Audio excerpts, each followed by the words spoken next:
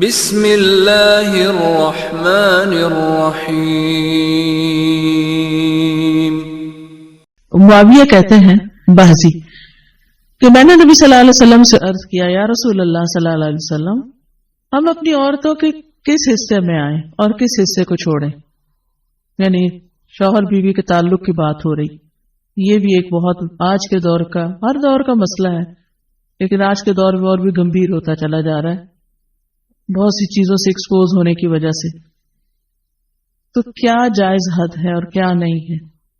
Physical relation شپ کے لیے کس حصے کو استعمال کیا جا سکتا ہے، کس کو نہیں، یہ سوال۔ تو اس پر آپ صلی اللہ علیہ وسلم نے فرمایا، تمہاری بیوی تمہارا کھیت ہے، تم اپنے کھیت میں جہاں سے چاہو آؤ۔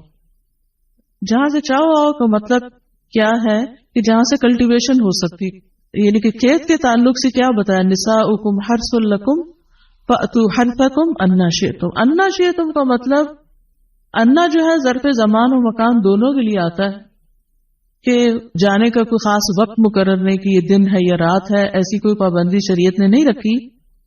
اور اسی طرح جب کھیت کہہ کے بیوی کو بتایا گیا تو اس میں اس کی، یعنی کہ اس کی قدر و قیمت اور اس کی حفاظت اور اس کی سرسبزی اور خوشحالی اور وہ ساری چیزیں اپنی جگہ ہیں۔ پلس یہ بہت ہی حکمت کی بات ہے کہ کھیت میں کچھ اگ جب ہی سکتا ہے جب اس میں بیج ڈالا جائے۔ تو اب شوہر بیوی کے ساتھ کیسا تعلق قائم کرے کہ اولاد پیدا ہو سکے؟ وہ اورل سیکس سے تو نہیں ہو سکتا، وہ اینل سیکس سے بھی نہیں ہو سکتا۔ obviously understood ہے کہ انا کا مطلب یہاں کیا ہے، ٹھیک ہے نا؟ یعنی یہ وہ باتیں کہ جن کو بہت لفظوں کو کھول کھول کے نہیں بولا جا سکتا، لیکن اٹس انڈرسٹوڈ۔ تو آپ نے کہا جہاں سے چاہو، یعنی کوئی رکاوٹ نہیں، ممانعت نہیں۔ اس کا یہ مطلب نہیں کہ ناجائز حدود فلان کے کہو کہ اس کی بھی ممانعت نہیں۔ البتہ جب تم کھاؤ تو اسے کھلاؤ، یعنی کہ شوہر خود آؤٹنگ ڈائننگ کے لیے چلا جائے اور بیوی کو کہے کہ بس گھر میں ہی پکا لو اپنے لیے اور کھا لو، خود صرف دوستوں کے ساتھ رہے۔ دس از ناٹ رائٹ۔ بیوی کو بھی لے کے جائے اور ساس بھی بہو کو جانے دے۔ جب تم کھاؤ تو اسے بھی کھلاؤ، جب پہناؤ تو اسے بھی پہناؤ کا مطلب یہ ہے کہ عید آئی ہے، اپنے لیے سوٹ لے رہے ہو تو بیوی کو بھی کچھ لے کے دو۔ یہ ہے ایکوالٹی ایک طرح سے۔ تو اس کے چہرے پہ نہ مارو، اسے گالیاں مت دو، ابیوز نہیں کر سکتے، اور اسے قطع تعلقی اگر کرو، یعنی ویسے تو نہ کرو لیکن اگر کرو تو گھر کی حد تک رکھو، کک آؤٹ نہیں کرو، گھر سے باہر نہیں پھینکو، گھر سے نہیں نکالو۔ کیونکہ بعض شوہر کہتے ہیں نا، فون پہ کہہ دیتے ہیں گھر چلی جاؤ ماں باپ کے، میں تب گھر میں داخل ہوں گا، آؤں گا ہی نہیں۔ یہ غلط ہے، ایسے نہیں کرنا چاہیے۔ اور یہ کیسے مناسب، یہ کیسے ہو سکتا ہے کہ تم اس کے ساتھ یہ سلوک کرو جبکہ تم ایک دوسرے کے پاس حلال طریقے سے آتے ہو؟ یعنی تمہارا ایک جائز تعلق ہے اور پھر تم اس تعلق کو اس طرح خراب کرو۔ تو بیوی کو مارنے سے متعلق جو قرآن اور حدیث کی روشنی میں جو حکم ہے وہ سامنے۔ پھر اسی طرح غلام کو مارنے کی ممانعت، نوکر کو، غلام کو، اس کو بھی نہیں مارنا چاہیے۔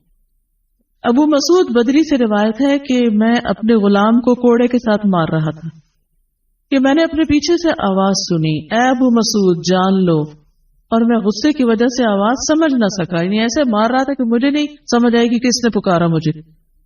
جب وہ میرے قریب ہوئے تو وہ رسول اللہ صلی اللہ علیہ وسلم تھے اور آپ فرما رہے تھے، جان لو ابو مسعود، جان لو ابو مسعود۔ کہتے ہیں میں نے اپنے ہاتھ سے کوڑا پھینک دیا تو آپ نے فرمایا، جان لو ابو مسعود، یعنی آپ بار بار فرما رہے تھے، اللہ تم پر زیادہ قدرت رکھتا ہے تمہاری اس غلام پر قدرت سے، یعنی جتنا تم اس غلام پہ قدرت رکھتے ہو اللہ اس سے زیادہ تم پہ قدرت رکھتا ہے، یعنی تمہیں مارے گا۔ کہتے ہیں کہ میں نے عرض کیا، اے اللہ کے رسول صلی اللہ علیہ وسلم، میں اس کے بعد کبھی غلام کو نہیں ماروں گا۔ اور بعض روایت میں آتا ہے کہ انہوں نے آزاد کر دیا۔ ابو عمر زازان سے روایت ہے، کہتے ہیں کہ ہم لوگ ابن عمر کے پاس تھے، انہوں نے اپنے غلام کو بلایا جسے انہوں نے مارا تھا، انہوں نے اس کی پیٹھ کھول کر دیکھی، کہا کیا تمہیں تکلیف ہو رہی ہے؟ اس نے کہا نہیں۔ اس کے بعد ابن عمر نے غلام کو آزاد کر دیا اور ایک تنکا زمین سے اٹھایا اور کہا کہ مجھے اس کا اتنا بھی اجر نہیں ملے گا جتنا اس تنکے کا وزن ہے۔ میں نے کہا ابو عبد الرحمن آپ ایسے کیوں کہہ رہے ہیں؟ انہوں نے کہا کہ میں نے رسول اللہ صلی اللہ علیہ وسلم کو فرماتے ہوئے سنا، جو شخص اپنے غلام کو بے قصور یعنی حد شرعی کے علاوہ مارے یا اس کے چہرے پہ تمانچہ مارے تو اس کا کفارہ ہی کہ اسے آزاد کر دی، کفارہ ہے، اس آزادی کا ثواب کوئی نہیں تنکے برابر بھی۔ یعنی بعض اوقات تم سمجھتے ہیں بڑی نیکی کی لیکن اس میں تو چھوٹ بھی جائے تو وہ بھی بہت بڑی بات ہے۔ صحابہ کرام جو تھے وہ خاص طور پر اس سے محتاط رہتے اور غلاموں سے درگزر کرتے تھے۔ ابو لیلہ کہتے ہیں کہ سلمان رضی اللہ عنہ نکلے، وہ اپنی سواری کو چارہ کھلاتے تھے تو وہ ہودے سے گرتا رہتا۔ ہودہ کیا کہتے ہیں؟ وہ چیز محمل باسکٹ کہہ لیں جس میں اس کا چارہ رکھ کے دیا جاتا۔ اس پر انہوں نے اپنے خادم سے کہا اگر مجھے قصاص کا خوف نہ ہوتا تو میں تمہاری پٹائی کرتا کہ تم نے ایسی چیز کیوں جانور کے آگے رکھی۔